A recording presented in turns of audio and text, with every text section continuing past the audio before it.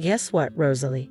My family's coming over and you're in charge of hosting them at this fancy restaurant. Can you handle that? Oh, and by the way, do you know how to manage money? You didn't save anything, did you? Rosalie was puzzled. What do you mean? What's mine is yours. So, this restaurant you own. It's mine too. Everything's free. That sounded crazy to Rosalie. Her husband Kyle seemed clueless, thinking he could just invite the family over and not pay. Something wasn't right. Plus, he didn't seem to get it. He was about to land himself in trouble. Kyle, we can't give everything away for free. But don't worry about the money. I know you don't have savings, and I knew you were inviting the family today. So, I already arranged for someone else to pay in advance. Stop lying. I never mentioned inviting the family, and none of them said anything about being billed. My husband insisted, gesturing toward our relatives.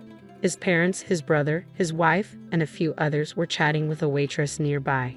He smirked and made fun of them while I struggled not to burst out laughing, my lips twitching. I've been getting ready for this day. I'll do my best to entertain them, just like you want, I replied, smiling to myself as I listened to him. Our in-laws approached. Hi, Rosalie. We're here to visit today. What a lovely place this is. Everyone seems to be having a great time, they said warmly, their demeanor a sharp contrast to my husband's. Mom, Dad, thanks for coming. Rosalie's happy you're here. Today's on me, my husband said casually, even though he planned to eat for free. He lied effortlessly, not just to his parents but probably to his brother and other relatives too. He's lied before, but he's so confident he won't get caught because everyone sees him as the perfect son. Rosalie's really been excelling. She took over the restaurant from her late parents and has been running it impressively. It wasn't easy at first, but she turned things around. She's my pride and joy, he boasted to his parents, deliberately praising me, his pride and joy, to deceive them. But in reality, he barely sees me as more than a maid. As he spoke, my in-laws turned to me, nodding in approval. They've always recognized my efforts since the beginning of our marriage. Their kindness shone through their eyes. Meanwhile, my husband subtly changed his expression, silently warning me to keep quiet. Rosalie's been working hard, and Kyle's doing well too. Everything's going smoothly at Brown Trading, right? Your salary's been increasing, hasn't it? They asked. Yeah, that's correct. I'm respected at Brown Trading, and my boss has high hopes for me. I aim to lead my team through actions and results, and I'll keep up the good work, my husband replied confidently. That's our son, all right. Spending $155,000 like that isn't something just anyone can do, his parents remarked proudly, but my husband's expression darkened slightly at that moment. Today, we have 15 relatives dining with us, including my in-laws and brother-in-law's family. It's $11,000 per person, totaling $115,000. I calculated silently, knowing my husband was trying to get it all for free, unaware of the cost. When he realized it was pricier than he thought, he quickly regained composure to avoid exposing his lie. This one's on me, everyone. It's the least I can do. I just got my bonus, so no worries at all. Leave it to me, he declared, puffing up his chest as the in-laws chuckled softly. Checking the time, it was 6:00 p.m., so I guided my husband and in-laws to their reserved seats. The other relatives followed suit. Just as they were settling in, my husband shot me a creepy grin. An hour later, I approached their table in the banquet room. They were enjoying themselves, oblivious to the surroundings. Feel free to order more, everyone. It boosts restaurant sales, and Rosalie will be delighted, so go ahead, my husband encouraged, each word accompanied by a flurry of extra orders. With the banquet meals and additional orders, the bill had surpassed $20,000. Everyone assumed my husband, a corporate elite with a hefty income, was treating them. While some hesitated, my husband seemed to push them to order more. That's when I decided to set the record straight, loud enough for all to hear. Since it's Kyle's treat, I had $60,000 transferred yesterday, so everyone, please enjoy yourselves without holding back, I announced, causing a buzz of surprise among the relatives. $60,000. Classic Kyle, were words of almost admiration that flew around. While the relatives reacted like this, my husband wore a bewildered look, clueless about what was going on. I didn't miss his expression and added a line to start my counterattack. Well, the $60,000 isn't for the food. It's for alimony, actually, I stated, causing puzzled looks among the buzzing relatives. Alimony, Kyle? What's this about alimony? One of them asked. No, I don't know about any alimony. Sometimes Rosalie jokes around, so please don't mind her. Come on, Rosalie, don't upset everyone with jokes like that. My husband tried to brush it off, but he was clearly the most troubled. His face was smiling, but his eyes told a different story. The way he looked at me was terrifying. But it wasn't done. Kyle, you're the one making uncomfortable jokes here. I think it's time the family knew that, right? I said firmly, handing him a piece of paper and a bank book. As he examined them closely, his face turned pale. The alimony is for cheating. Kyle has been unfaithful. He's not the person you all think he is. He can lie and deceive people without a second thought, I revealed. The atmosphere in the banquet room shifted abruptly. The once lively chatter ceased, replaced by an eerie silence. The document I handed to my husband was the original alimony claim, and the bank book showed a record of a $60,000 transfer. Everyone's attention was fixed on my husband and me, and silence lingered for a few seconds. But it was my husband who broke it. How funny, Rosalie. That's quite something. It looks just like a real statement in a bank book, but really, this is going too far. There's no way I would cheat. It seemed like he had shifted back to his usual confident demeanor, but that confidence quickly faded, and I couldn't help but smile. What are you talking about, Kyle? You're the one who's gone too far. Not only cheating, but also trying to bully me into eating for free, lying to all the relatives that it's your treat. That's too much of a joke. Correct yourself quickly, everyone. Don't take Rosalie's words to heart. Without needing to say anything, the relatives seemed unable to believe it outright, and no one spoke up. I didn't react to my husband's words either, just watching his actions closely. Gradually, he started to panic. That's when he tried to get his parents on his side. Dad, Mom, tell her to stop these senseless jokes at a time like this. Yes, everyone calm down and listen to me, his dad began. Rosalie isn't making any senseless jokes. She's just stating the facts. It's undeniable that Kyle has been unfaithful, and she's not threatening Rosie. He's trying to get today's meal for free too. What are you two even saying? Are you taking what Rosie said seriously? That's not funny at all, my husband protested, but his parents seemed convinced. The only thing that's not funny is this situation. We've come here knowing everything to confront you, I declared. Yes, I had already confessed everything to my in-laws, revealing how my husband uses his outward kindness to play the dutiful son while behind the scenes, he's up to no good. Even as we waited for our reservation time, he tried to deceive his parents, but they saw through his lies. Enough. I would never deceive everyone. You're ruining the good mood we had, Rosalie. What are you going to do about this? My disclosure and having the in-laws on my side were completely unexpected for him. He visibly started to lose his composure, standing up and glaring at me intensely, as if he might lunge at me any moment. Come on, brother, calm down. Let's sit down and talk this over calmly. Nicholas, you believe me, right? Interjected his brother, my brother-in-law Nicholas, cutting through my husband's angry shouts. Nicholas, busy with his own job, was attending today with his wife Yasmin. I knew Nicholas and my husband had been close since before I started dating him, and he is as gentle and consistently smiling as the in-laws. However, Nicholas's next action would utterly defeat my husband. He pulled a thick envelope out of his bag and handed it to my husband, saying, "You believe me, right, brother?" "How can I believe you when you've been cheating with my wife, Nicholas?"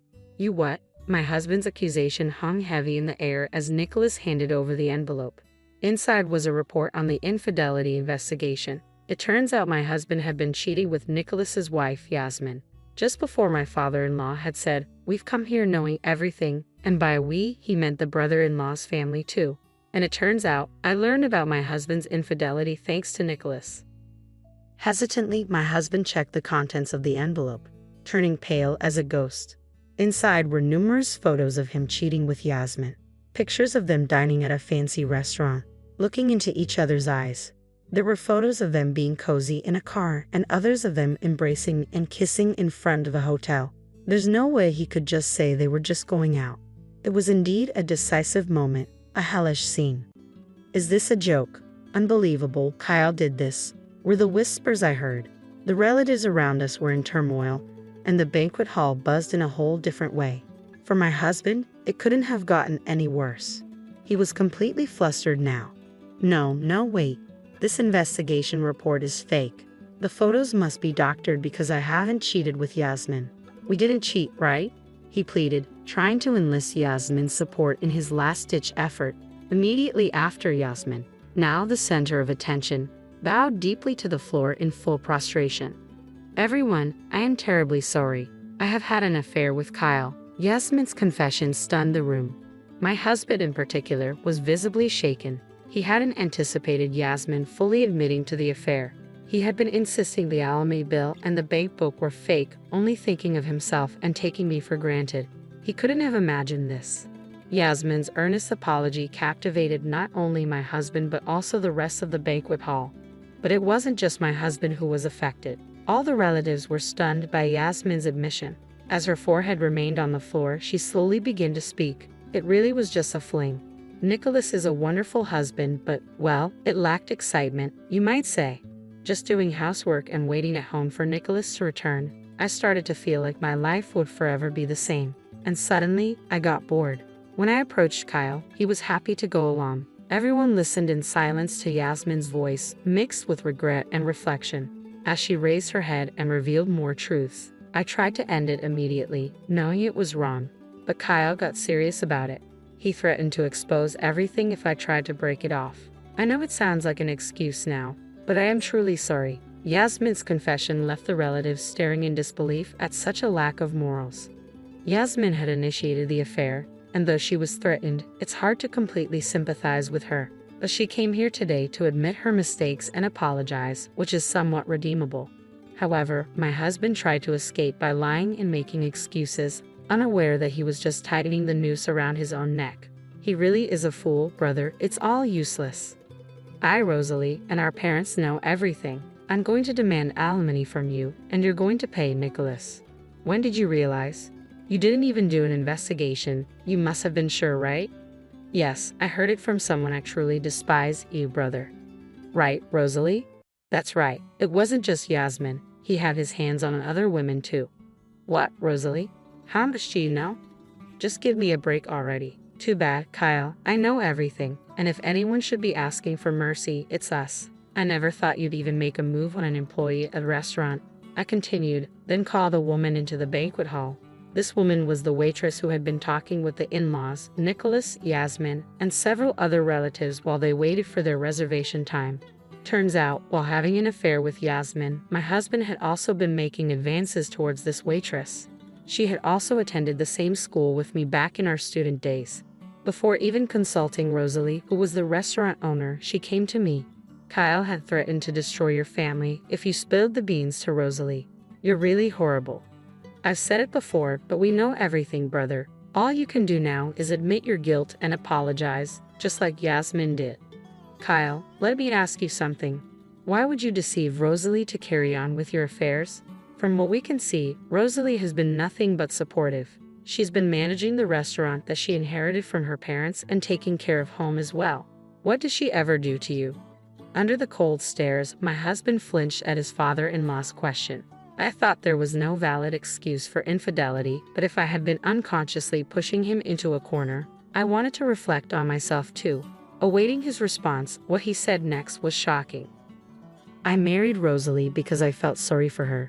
Before our marriage, she was struggling to turn the restaurant around with both parents gone. I was the only one she could rely on. I couldn't live without that feeling of superiority. And then what? Rosalie managed to turn it around. The restaurant became popular, and suddenly I found it boring. That's why I thought of dumping her, my husband said, smirking as if he had nothing to lose. Despite already knowing his true nature, a deep disgust welled up from within. It seemed he viewed everyone but himself as mere tools. The cold stares from the relatives quickly turned to pity. A feeling of superiority felt good, got bored, and decided to dump her. Kyle, do you realize what you're saying? You're successful in your big company because Rosalie supported you. Don't you have any gratitude? No, you're wrong. I succeeded because of my own skills. Besides, isn't it normal for a wife to support her husband? Does a mother serve a father expecting gratitude? No, right? Rosalie served me because she loved me. It's presumptuous to expect gratitude for that, my husband argued. Enough, Kyle. I find you repulsive. We are cutting ties with you, but we will watch you until you take responsibility. Be prepared. Fine, cut ties or whatever. I have a stable job. I can live on my own. In fact, it's a relief, right, Rosalie? You can enjoy life more without me around. I'll pay whatever alimony or anything else, so don't worry." My husband laughed, seemingly without a care. Looking at him, I thought again, he doesn't understand anything, knows nothing at all. "Really? You can pay alimony? Aren't you about to be sued by your company, Kyle? A lawsuit for damages isn't cheap, you know," I retorted. "What? The company's suing me? That's ridiculous. You were bragging today, weren't you, that you're respected at Brown Trading, that your boss has high expectations, that you lead your subordinates with actions and results.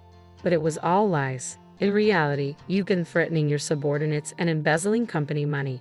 "What? I would never do something like that. I rose through the ranks on my own merit." "Don't talk nonsense when you know nothing," my husband protested. "What you don't know, Kyle, is that all the subordinates you threatened have come forward. The company has been aware of the issue for a while. But you don't have to believe me, I'm just stating facts. It'll be interesting to see how far you fall," I explained to him in a calm tone, trying to make him understand. And the color drained from his face. If he really had no idea, he could have laughed it off.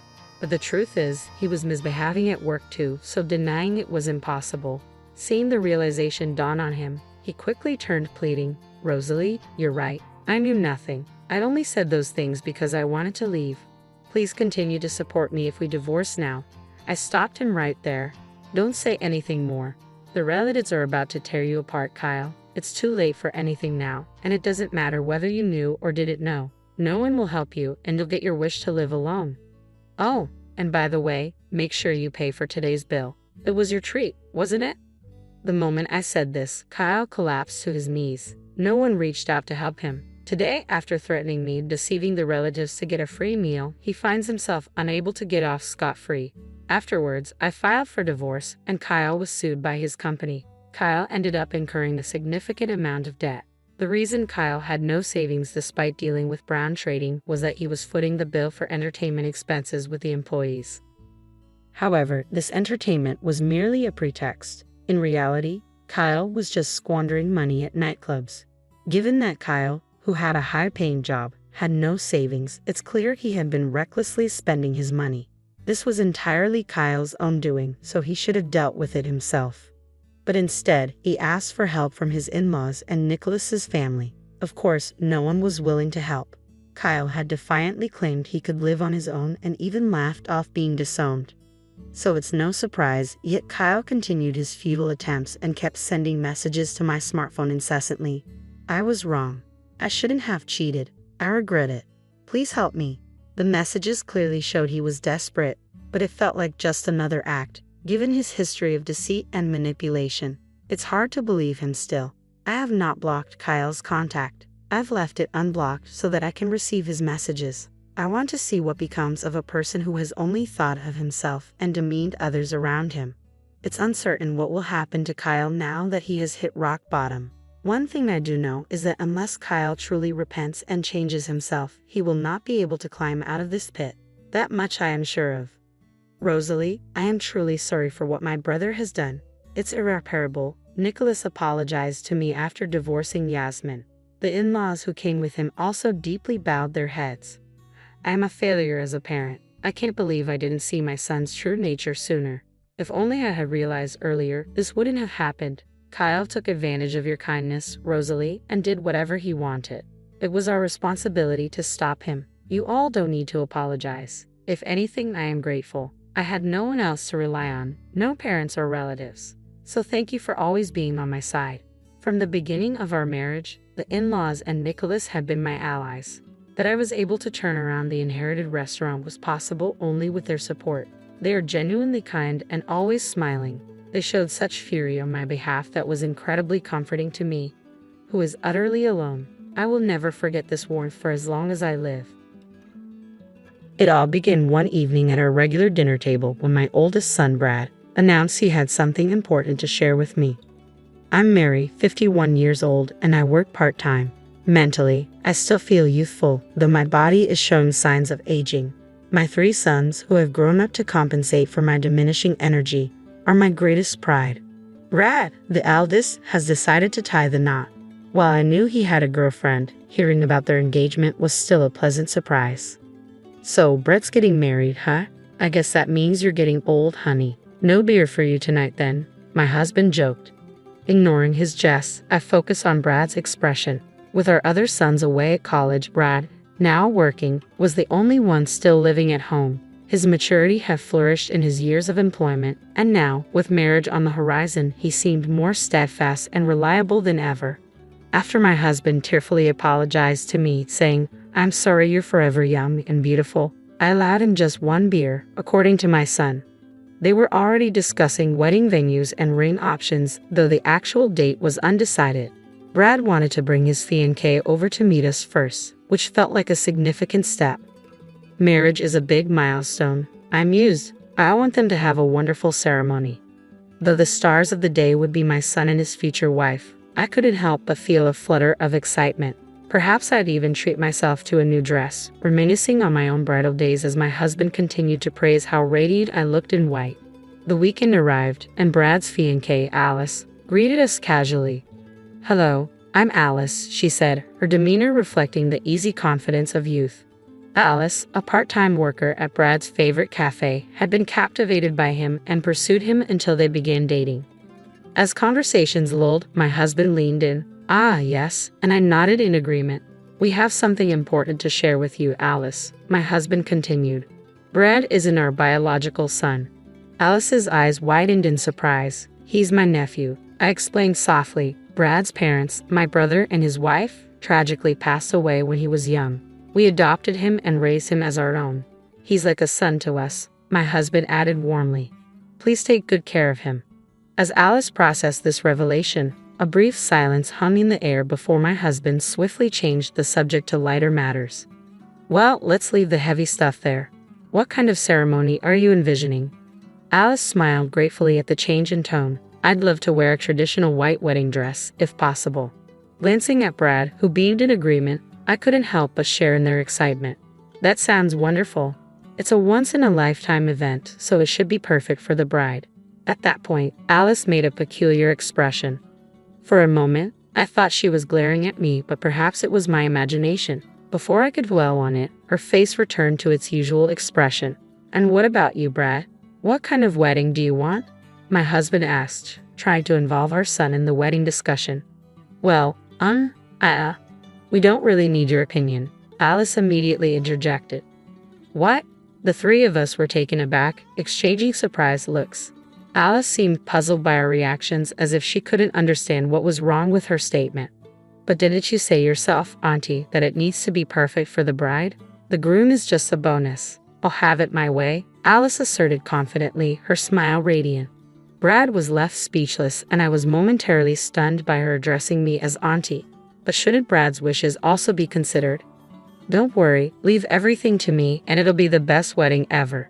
Just make sure you work hard and contribute the funds, Brad," Alice continued with unstoppable energy and audacity, leaving us all speechless. What a remarkable girl, I thought, nodding in agreement. A few days later, both families met at a nice restaurant. This time my husband's mother was there too. She hadn't been able to join us last time because she was at an adult daycare center. Despite using a cane, she was quite energetic. "Sorry for the delay. Traffic was a nightmare," she apologized as she arrived. Alice spoke in a casual manner, even with my husband's mother, whom she had only met once before. In the background, I noticed Alice's parents shyly waving before taking their seats. The atmosphere was somewhat awkward, with little conversation as we quietly ate our meals. Just as I was about to initiate some small talk, Alice suddenly spoke up. "Granny, do you have trouble walking?" "That's right, dear. Old age has taken a toll on my legs," my mother-in-law replied. "Well, I absolutely refuse to care for you," Alice declared out of the blue, causing a moment of stunned silence. Someone went, "Hell, it was probably my mother-in-law, but it might have been me," I said, wanting to clarify. "I have no intention of caring for any of you. Auntie, you're not my mother, so you're a stranger. And while Uncle might be related, he's not my father. I won't look after any of you," Alice asserted boldly. "Hey, Alice," Brad attempted to intervene, but she wouldn't relent. "And I definitely won't be calling you Dad or Mom, so remember that," Alice added firmly. Glancing at Alice's parents, I was surprised to see them nodding in agreement. "Well, it's true that Brad isn't our biological son, but we've raised him as one. My husband tried to interject. Hush, uncle, Alice cut him off sharply. Okay, I'm sorry. My husband fell silent after the rebuke. At that moment, the gentle sound of a fork being placed down resonated. Is that so? Came a calm but firm statement. I glanced at my mother-in-law. She appeared composed, yet her underlying fury was palpable. They may not be their biological parents, but they've raised them with more love than many real parents would. That's not something outsiders should meddle with. My mother-in-law spoke with authority. I don't care what you say. I'm not doing any caregiving, Alice retorted defiantly. Her words infuriated me, but I held my tongue as my mother-in-law continued to speak. I'm not expecting anyone to take care of me. I know I'm old, but I don't want to burden my daughter-in-law, so I mostly use the facilities every day. Oh, really? Responded my mother-in-law. I've already transferred my assets to the couple as gifts while I'm still alive. They can use that money for the facilities or whatever they want, so you won't have to lift a finger. Well, isn't that nice? My mother-in-law replied with irritation evident in her tone. Even when her son tried to placate her, it seemed to have little effect. This discussion ends here. It's time to go home, my mother-in-law stated firmly, bringing the conversation to an abrupt close. With that single statement from my mother-in-law, the meeting came to an end. Women have become stronger these days. Perhaps that's the way of the world now. The rest of us, born in the 60s, returned home with mixed feelings. A few days later, my husband and Brad were at work, my mother-in-law was at the adult home, and I was alone at home on my day off from my part-time job when the phone rang. Oh, hey there, Auntie. Alice's voice surprised me when I picked up the phone. Auntie, can you not come to the wedding? Alice's request caught me off guard. What? I exclaimed in surprise at her unexpected request. You're not Brad's biological parent. Technically, you're his aunt. Since there's no blood relation, you're essentially a stranger. Strangers shouldn't come to weddings. But what about Brad? He wants us, his parents, to be at the ceremony, I pleaded. He doesn't matter. I'm planning the wedding my way. At the ceremony, I'll prepare a letter to his deceased parents that will surely move everyone, Alice insisted. That's not how it works. Brad's biological parents were important to him, but he considers us his real parents. That thought brought tears to her eyes before. I explained desperately. If you really want to attend, you'll have to be very generous with your gift. You received an inheritance from your mom, right? So, $10,000 is the bare minimum, if that's the case. I might let you sit in the far corner of the relative seats. How could you say such a thing? If you don't like it, fine. Don't come to the wedding. Oh, but you still have to give a gift. Wire transfer or registered mail is fine. Bye, Alice declared curtly before hanging up. The phone call felt like a whirlwind, leaving me unsettled. That night, Brad was working late due to overtime, and my husband was out for drinks. It was just my mother-in-law and me at home, contemplating the situation in silence. Looks like Alice doesn't like me, I remarked with concern. That's a problem, sighed my mother-in-law. Let's make her like us then, I suggested plainly. Simple and clear. If she dislikes us, we'll make ourselves likable, my mother-in-law agreed. And so, we stayed up late into the night, plotting various strategies. The sight of us grinning with satisfaction and saying, "Perfect, let's do this," left my husband dumbfounded when he returned home, but that's another story. The next day at lunch, when I called Alice and told her we had something for her, she came over promptly. Here to collect some cash, I joked as she arrived. Shaking my head at her assumption, I pulled out something. What's this? Alice asked, puzzled. It's a cupcake I made, my mother-in-law chimed in with a smile. I heard you don't have grandparents. Try some of this. It's a super traditional one. I don't want it, Alice protested. Don't be shy, here you go, my mother-in-law insisted, pushing the treat towards her. Alice resisted, but my mother-in-law's assertiveness prevailed as she managed to get the cupcake into Alice's mouth. Well, that's gross. Why is this so salty? Alice exclaimed, quickly washing it down with the iced tea we had served. Salty? That's odd. It shouldn't be, I remarked, taking a bite myself and grimacing. We had entrusted everything to my mother-in-law, including the preparation and cleanup. But who could have predicted such a basic mistake? The cupcake plan had failed, but we remained undeterred. That's all right, let's move on to the next one, I said with determination. I have a gift for you. Wedding money? A gift card? Nope. Alice eyed the slightly larger paper bag I handed her, disappointment creasing her forehead as she inspected it. What's this? It's a dress. I hope you like it. It's gross. This isn't my taste at all. I would rather have money. Money? Alice bluntly stated her preference, making me reconsider giving it to her. I had carefully chosen the dress, thinking it would suit her well. Not having a daughter, I wasn't entirely familiar with current fashion trends for young women. Despite consulting with the store clerk, it seemed my efforts had fallen short. A real letdown. Another plan had failed, and instead of bringing us closer, it seemed to worsen things. That's enough. I don't want anything else. Just give me the cash, Alice demanded. A cash gift truly captures the spirit of celebration. Don't you want to celebrate your son? Of course. I do. Then I'll give it to my son. The wife should manage the husband's money. That's only natural. Just hurry up and hand it over, old woman. As Alice spoke, her true nature emerged, leaving me feeling saddened. Who are you calling an old woman? I'm still spry. Just by seeing spry, actually you're a granny, Alice continued brazenly. While I wondered how to respond, we were suddenly interrupted by a familiar voice saying, I'm home. Brad, wait, what happened at work? Alice panicked, clearly worried about being overheard. We went bankrupt, Brad replied listlessly. Bankrupt? The company's gone under. Alice's misunderstanding echoed through the room, followed by stunned silence. It wasn't just Alice who was surprised. My mother-in-law and I were both taken aback. Alice grabbed my son's shoulders and started shaking him. What does bankrupt mean? Jobless, penniless. What are we going to do about the wedding? I'm sorry, it'll have to wait, Brad replied, his voice devoid of energy. Releasing her grip from my son, Alice cried out, then how am I supposed to pay the damages? It wasn't just Alice's words that shocked us. My mother-in-law and I were stunned. My son being jobless was one thing, but I couldn't keep up with everything that was happening. Damages? Ah, never mind. Just give me the gift money quickly, Alice said, no longer caring if my son was present, holding out her hand to me.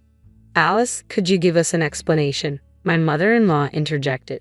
Shut up. Just give me the money, Alice snapped. It's you who needs to shut up, young lady. Explain yourself. My mother-in-law's tone suddenly turned harsh, catching Alice off guard. Under the watchful gaze of my mother-in-law and me, Alice began to speak in a weak voice. Apparently, Alice had been having an affair with her boss at her part-time job. Moreover, the man was married, and his wife found out, demanding damages. Alice had no money to pay, so she devised a plan to marry my son. She calculated that if they married, she would receive a hefty sum in gift money and planned to have my son pay for all the wedding costs while she kept the gift money for herself. My mother-in-law and I were speechless. We were angry that she had used my son, but we were also astounded by how she didn't think she had done anything wrong throughout the entire conversation. I've already settled things with my boss. Once I pay the damages, it'll be over. That's why I'm going through with the marriage. Give me the gift money. It's fortunate the truth came out before the wedding, but I didn't know what to say to her. As I pondered, I heard a low, muffled voice. Don't make decisions on your own. Looking up, I saw my son Brad glaring at Alice, his face filled with anger. Brad was usually so calm. He had never raised his voice at her before. Alice appeared startled. So what if it's over? You're not even trying to pay the damages yourself. You were planning to use our marriage for your own gain. You haven't shown any remorse. Do you really love me? Of course I love you. That's why I want to get married. Then pay the damages yourself. Show some sincerity. But, Alice tried to hold onto my son, but he coldly pushed her away. Either way, we can't get married until I find a new job. Can you wait until then? Alice was speechless. If she truly loved him, she would have been willing to wait and support him. But those words didn't come from her. That's enough, Brad finally said in frustration. I never even liked you to begin with. I thought you could bring in some money, but I don't need a jobless, penniless man. At last, Alice revealed her true feelings. Perhaps that was what she had been thinking all along. With those words, she shouted and stormed out of the house. I wondered if Brad was truly okay with this. I noticed him shaking. When I turned around, ready to comfort him, I noticed something unexpected. Laughter. My son burst out laughing suddenly. Had the shock broken him? It was a lie. Huh? A lie? The company's not bankrupt. Business is doing well. I just came back to pick up something I forgot. It turned out the bankruptcy was a ruse. My son had returned during his lunch break to retrieve something he'd left behind. Spotting us together and hearing our conversation, he grew suspicious of Alice's insistence on money and set a trap for her. I'd heard that a person's true nature shows when they face joblessness and financial trouble. I wanted to test it. The result was enlightening, to say the least. "Do you still love her?" I asked cautiously. My son looked a bit melancholy. "I loved her enough to want to marry her. But sometimes love fades in an instant. Maybe I didn't love Alice as deeply as I thought. Perhaps calling off the engagement was for the best." I exchanged a knowing glance with my mother-in-law, and we both found ourselves laughing at the situation. As for what happened next, we later learned that the cafe where Alice worked part-time had closed down. Apparently, the manager, who was Alice's affair partner, had to sell the cafe due to a messy divorce and hefty alimony payments. This information came from another regular customer at the cafe. According to Brad, Alice had no means to pay the alimony herself and had to rely on her parents. They were furious with her and ultimately kicked her out of the house. She ended up living in a rundown apartment and took up a night job. Years later, when my two younger sons had started their careers, Brad was preparing for his marriage. His partner was a kind-hearted woman. "Thank you for raising Brad into a wonderful man. I'm not much, but I'm looking forward to getting to know you both better," she told us, even knowing the truth. Moved to tears by her gratitude, both my husband and I were deeply touched. Seeing us emotional, Brad smiled broadly. "Congratulations, Brad. I'm sure your parents in heaven are also happy," I said to him. "Yes, but I'm happiest when my parents here with me are happy," Brad replied softly. His words brought tears to my eyes once more. "Oh dear, here come the tears again. You're crying too much. You've aged and gotten so tearful," my husband teased. I turned to him and declared, "Well, no beer for you tonight then." My mother-in-law scrutinized the allergy test results with a piercing gaze. As soon as she confirmed our child's blood type, she erupted, "This is outrageous. This child can't be our son's. We all share the same blood type." She crumpled the test results in a fit of rage and hurled them to the floor. "I had my suspicions ever since you announced your pregnancy. You tricked our son into this." Calmly, I picked up the crumpled paper from the floor and examined it. Then I looked up and said, "Yes, mother-in-law, he's not your son's child. My name is Kay Forrester, 34 years old. I live with my husband, Jake, in a rented apartment in New York. Our relationship began as a workplace romance, and despite his busy schedule, Jake is a kind husband who actively helps with household chores. Even today, when I came home, Jake had washed the frying pan and dishes from breakfast." "Welcome back. Try not to push yourself too hard with the overtime. You won't be able to handle it, okay?" he said. "I'm home," I replied. "Yeah, I know. But I can't just ignore it. I can't help it." While changing into my loungewear in the bedroom, I caught a whiff of a delicious aroma wafting from the kitchen. Tonight's dinner was my favorite, Jake's special fried chicken. I grabbed a can of beer from the fridge and noticed a big circle around the 10th on the calendar. "Oh, I completely forgot. Next Friday is our 7th wedding anniversary. Let's go out for dinner. I feel like having French for a change." "I thought you might say that. I've already made a reservation at a French restaurant in Manhattan," Jake replied. "Really? Thank you. I'm so excited." As I savored a mouthful of fried chicken, I found myself reflecting deeply on the 7 years that had passed since our wedding. We still don't have children. I had always thought that pregnancy would naturally follow marriage, but even after 1 year, 2 years, it didn't happen. My sister, who married 4 years after me, now has 2 kids, and my friends seem to be getting pregnant one after another. In the early years, I wasn't desperate and could genuinely celebrate the pregnancy announcements of those close to me. But now, even hearing about celebrities' pregnancies stings. I despise this part of myself that can't wholeheartedly rejoice in others' happiness. Why will we have a baby? My mobile search history was filled with keywords about pregnancy. Whenever I had a moment to myself, my thoughts would inevitably turn to having a baby. My mother-in-law only added to the stress. It seems the concept of taboo is foreign to her. She barged into our apartment the other day, making sarcastic comments about our childlessness and suggesting divorce. "So, when are you planning to get pregnant?" "I'm tired of waiting," she demanded. "Well, This isn't something we can control. I'm doing my best, I responded. Don't you feel sorry for Jake because he can't become a father? Actually, I also want to see Jake become a father soon. If you really feel that way, why don't you divorce him? I believe there's someone more suitable for Jake. If he marries a healthy woman who can bear children, he'd become a father in no time, she retorted. Her words stung, and though I tried to stay calm, the frustration and sadness were overwhelming.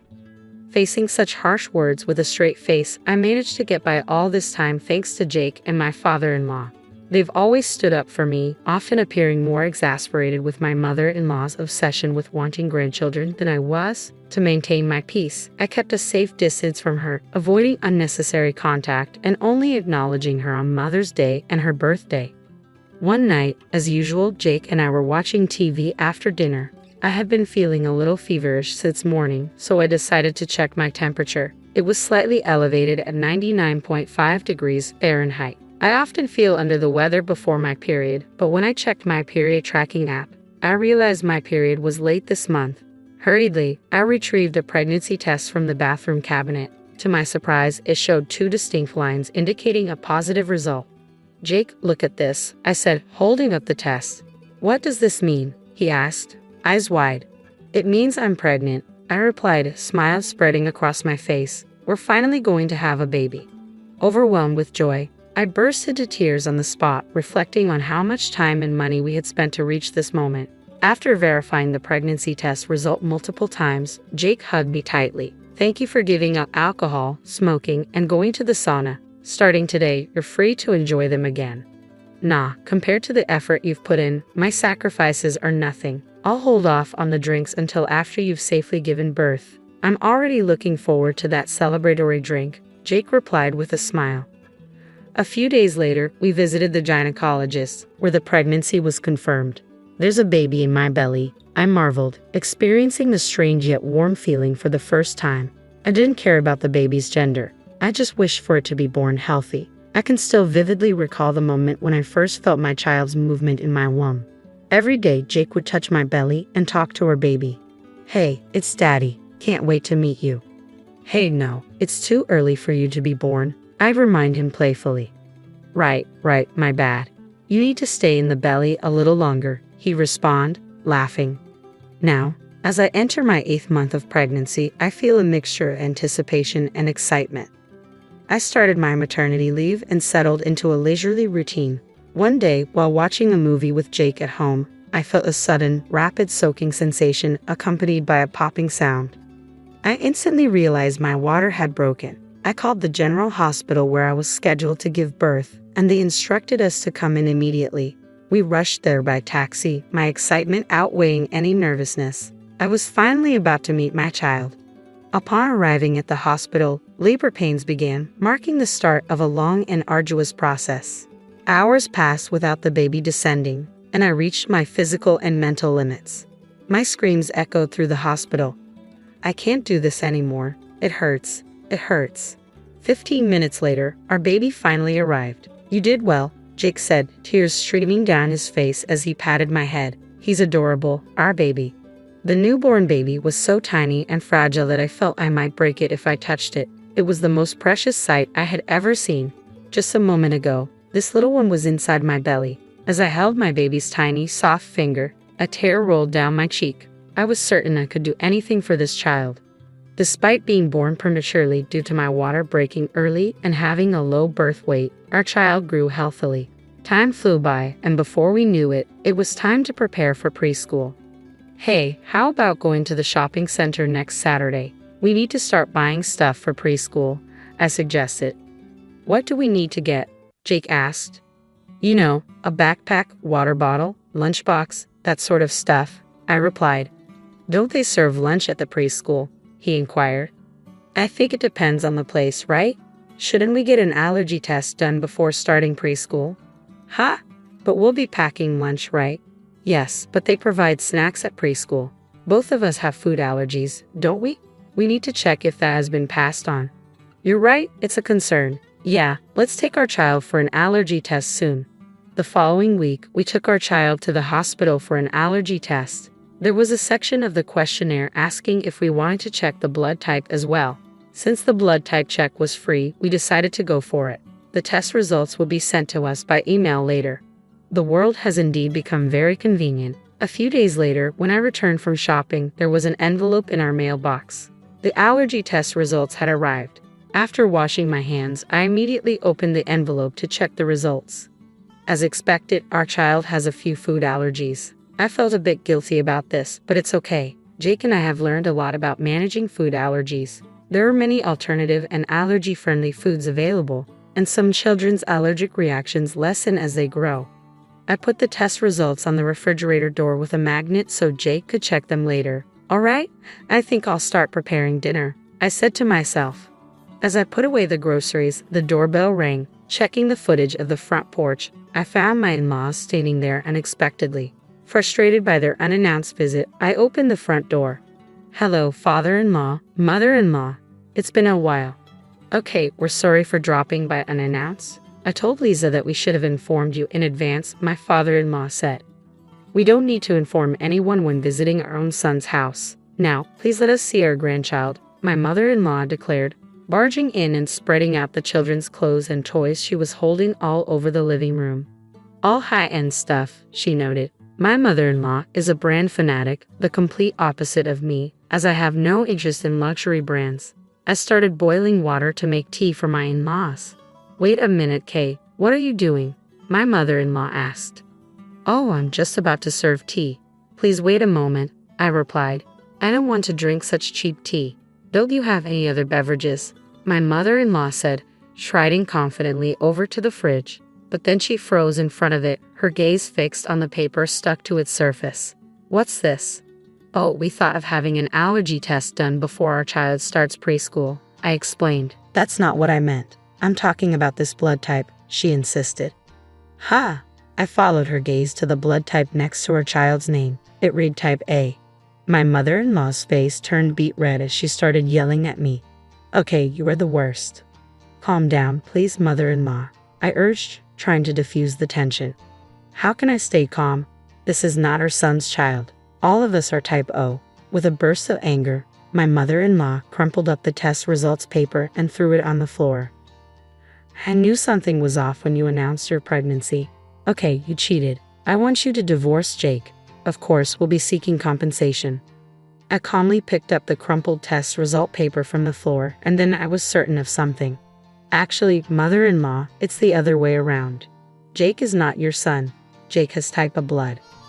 Upon hearing this, my mother-in-law became enraged, claiming it was impossible because both she and my father-in-law have type O blood, accusing me of lying.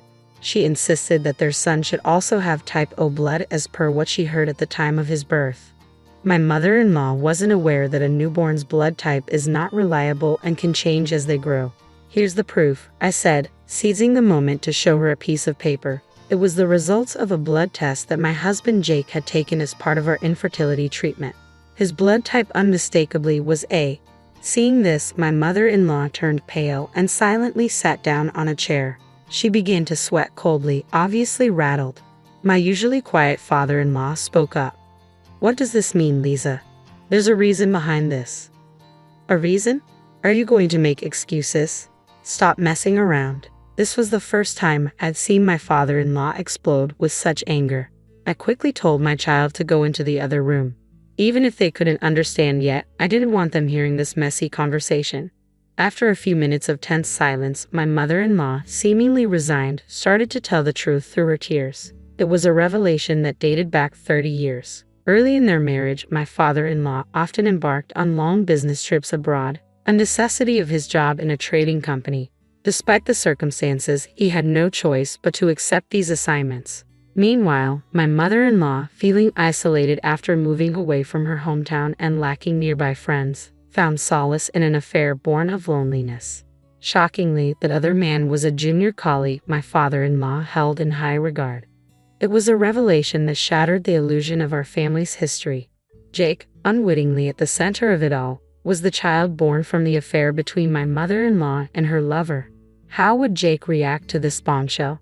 My worry for him consumed me. Yet to my surprise, Jake seemed oddly unfazed by the news. He never verbalized it, but his calm demeanor suggested he may have known the truth all along, perhaps from the subtle clues that hinted at his non-biological connection to his parents. Since the day the shocking truth was revealed, I haven't crossed paths with my mother-in-law at all. There was one email from her, but I deleted it without a second thought. Later, my father-in-law, understandably outraged by the decades-long deception, presented divorce papers to my mother-in-law. It was a necessary step. With her history of infidelity, my mother-in-law had no grounds to refuse, and the divorce was finalized smoothly. My mother-in-law, who had lived a life of luxury as a stay-at-home wife fully dependent on my father-in-law, now seems to be grappling with the reality of making ends meet. I wonder if she's considering finding employment. I ponder if there's a place where she can start working. Well, it's none of my business. When I think about what my mother-in-law did to my father-in-law and the hurtful words she directed at me, there's no room for sympathy. On the bright side, the relationship between my father-in-law and my husband Jake is still strong. It was all my mother-in-law's doing, and Jake is blameless. Even without a biological tie, after 30 years of raising him, he's truly my son, my father-in-law assured Jake. Despite the divorce from my mother-in-law, my father-in-law continues to show kindness not only to Jake but also to me and our child. He takes us out to eat once a month and even brings back souvenirs from his trips for us. Previously, I used to wake up in the morning dreading what unpleasantness the day would bring. But now, I wake up with anticipation, wondering what wonderful things will happen. My world is beginning to brighten. Another new day unfolds. Today, as I wake up, my husband and child prepare breakfast, pack lunches, and change clothes. There's so much to do. Surrounded by my beloved family, I am genuinely happy.